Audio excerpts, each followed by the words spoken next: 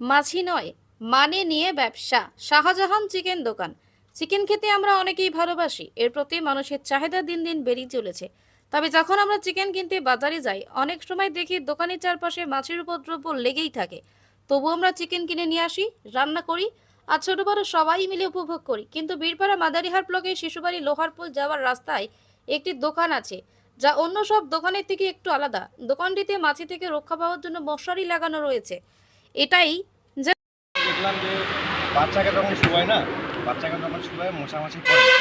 এবং আমার এটা যে একটা খাদ্য জিনিস, যে একটা ফুড, এই জিনিসটা ছোটো থেকে বড় এভরিথিং খায়। এই জিনিসটা একটা মাছি যখন ডিম পারে, প্রচুর খাতারনাক জিনিস, ডিমটা প্রচুর খাতারনাক জিনিস।